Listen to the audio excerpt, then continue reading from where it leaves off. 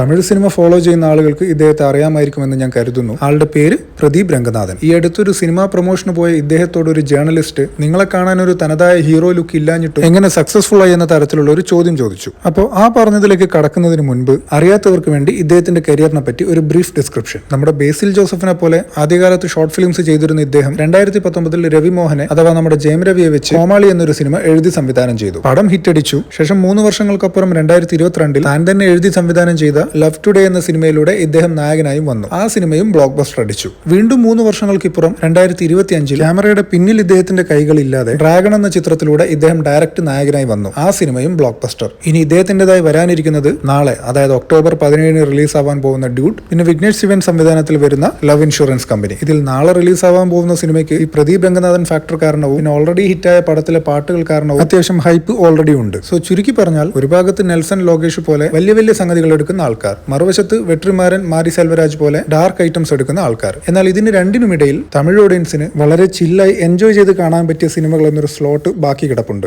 ആ സ്ലോട്ടിലേക്കാണ് ഇദ്ദേഹത്തിന്റെ കടന്നുവരവ്. അതൊരു എഴുത്തുകാരൻ എന്ന നിലക്കാണെങ്കിലും ആക്ടർ എന്ന നിലക്കാണെങ്കിലും. സോ ഇനി വീഡിയോയുടെ തുടക്കത്തിൽ ആ ജേർണലിസ്റ്റ് പറഞ്ഞ കമന്റിനെ പറ്റി. ഇദ്ദേഹത്തിന്റെ മുഖസൗന്ദര്യത്തിലോ കളറിലോ അല്ല കാര്യം, എഴുതാൻ അറിയാവുന്ന ആ കൈകളിലാണ്. മറ്റൊരാളെ നായകനാക്കിയും തന്നെ നായകനാക്കിയും എഴുതി വിജയിപ്പിക്കാൻ കഴിയുമെന്ന് അദ്ദേഹം ഓൾറെഡി തെളിയിച്ചു കഴിഞ്ഞു. അതുകൊണ്ട് തന്നെ ഇതര സംവിധായകരുടെ സിനിമയിൽ ഇദ്ദേഹത്തിന് നായകനായി അഭിനയിക്കാൻ കിട്ടുന്ന ചാൻസ് ഒരു ബോണസ് മാത്രമാണ്. സോ ഇതുപോലെ മൾട്ടി ടാലന്റഡ് ആയ ഒരാളെ നോക്കിയാണ് ആ ജേർണലിസ്റ്റ് അങ്ങനെ ചോദിച്ചത് എന്നുള്ളത് ഒരു പരിതാപകരമായ കാര്യം.